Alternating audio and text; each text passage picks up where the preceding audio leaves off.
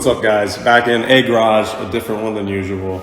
I'm here with my 2ZZ swapped MR2 Spyder along with Lake's, my brother's Supercharged Celica GTS. So we recently made a video on Lake's Supercharged Celica. The video is actually doing the best out of all of the videos, all the RX-8 LS swap stuff.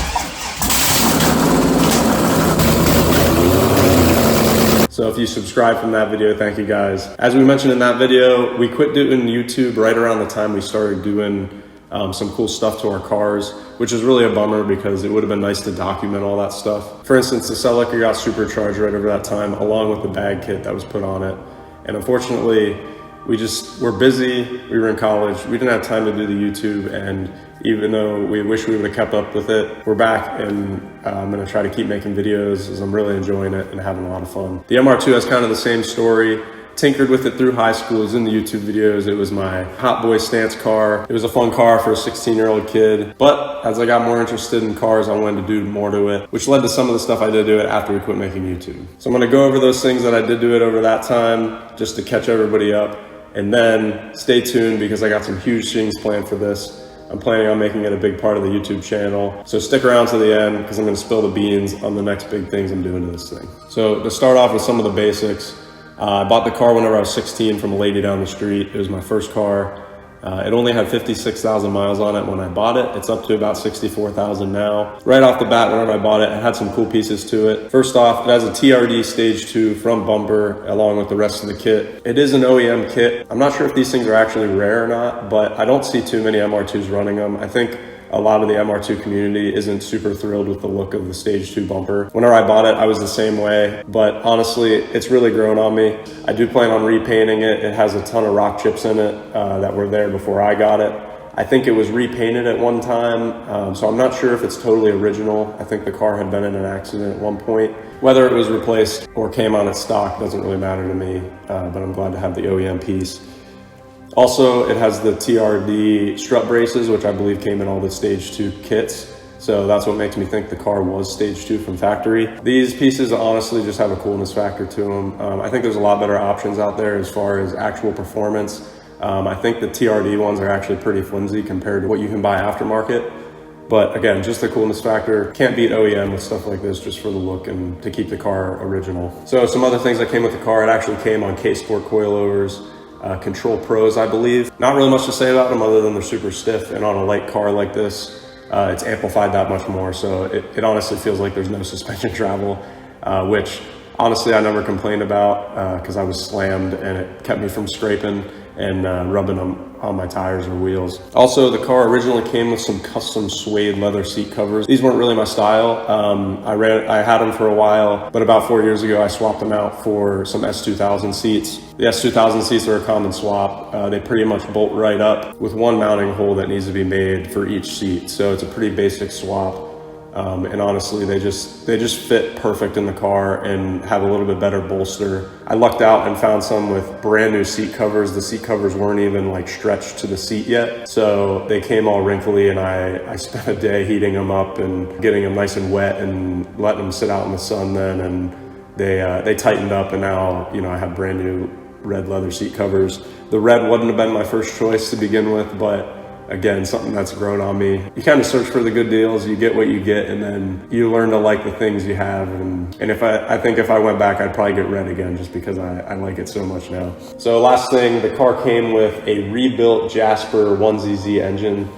I honestly do not know the story behind it. I'm not sure why a 56,000 mile car already had an engine replacement, but I wasn't really complaining. I know Jasper engines are good engines, and there was really nothing to complain about there. That Jasper engine lives on now with the 5-speed from the MR2 in my 2003 Toyota Matrix, which you've seen on the channel. Right now, it's just my daily driver. I think I have about 60,000 miles on that engine since I put it in there. In the MR2, I swapped out the 1ZZ for a 2ZZ GE engine from a 2000 Celica GTS, paired with the ECU from that 2000 Celica GTS. The 2ZZ includes Toyota's VVT LI system, which includes lift, which is basically Toyota's version of VTEC. At about 6,500 RPM, there's actually a second cam that engages through oil pressure increase, and that larger cam opens up the valve more and longer for basically more airflow through the engine, in turn producing about 180 horsepower to the crank.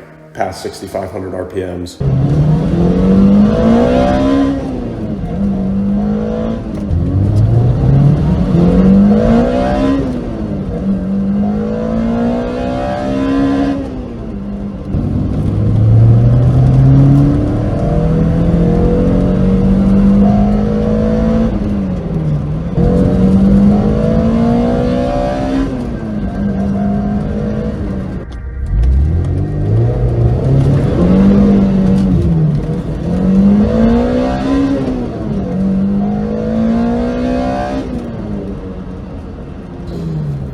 And the 2000s in ECU actually revs to about 8,400 RPMs, which is more than some of the newer ECUs. And if you didn't know, these are also the same engines that come in the Lotus Elises. They also come in the Corolla and Matrix XRS versions. My engine specifically did come out of a Celica and was supposedly rebuilt about 20,000 miles ago. Paired with the engine is the C60 6-speed transmission, also from a Celica.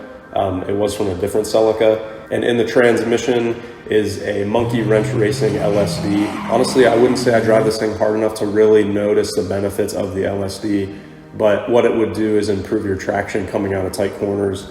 And of course, all you autocross nerds with the MR2s would know that. The exhaust was pulled together pretty quickly and cheaply. I'm running eBay swap headers meant specifically for a 2ZZ in an MR2 Spyder. They used to sell these, I'm not sure they do anymore. I actually had to get them secondhand because at the time, nobody was making them for cheap.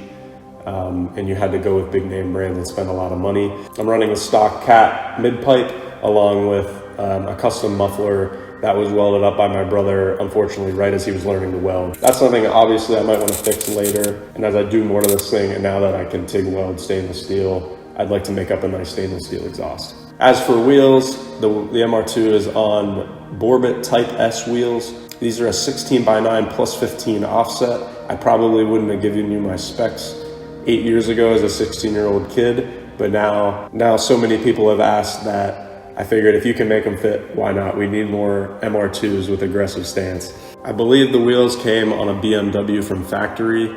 I believe they came in a staggered setup, and I lucked out and found a guy selling a full set of rears. So I think they would usually come in a 16x9 and possibly a 16x8 or 16x7.5. But I lucked out, and these actually matched the exact specs of the previous wheels I had fitted up. And I really love the look of these. Also in the car is a fake roll bar, or style bar is what I like to call it. I actually took the time to draft up a drawing of a roll bar that would bolt into the stock hardtop mounting locations. The roll bar is super unpractical. It only looks good. Now as my tastes change, I really want to get rid of it, and I plan on fabbing up a functional roll bar out of DOM tubing and actually making it rigidly attached to the chassis.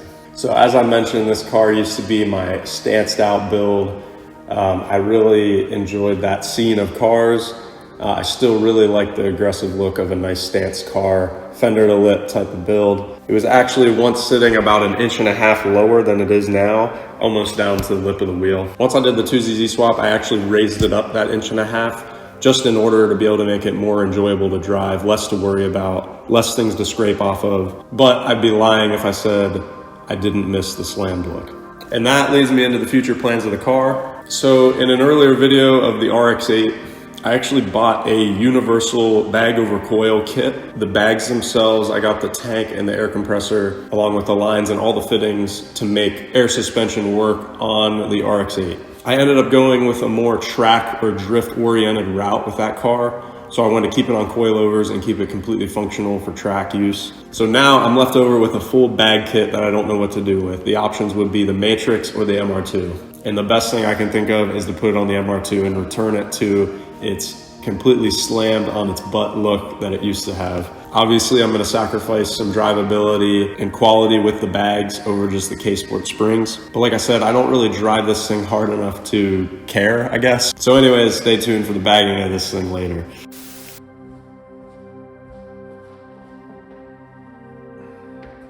Also, I recently bought this Supercharger and it just arrived at my door this week. I'm not going to go into too much detail today, but I at least wanted to show you guys what the plans were for this thing. I'm super excited. It's going to be a huge challenge for me. I had some different thoughts to go through my mind of buying another car to start a project after the RX-8 is done, but I decided I needed to give my MR2 some love, and this is gonna be the next big project on the channel that I'm planning on starting up as I'm finishing up this RX-8 build. So obviously I had some concern about building a bagged, supercharged 2ZZ MR2 because my brother did the exact same build just in a Celica chassis. But I thought it was just right to be able to go through this whole process on my car and document it on YouTube since we weren't able to with the Celica. Plus, honestly, I'm just super thankful to have a cool older brother to look up to, and he knows that.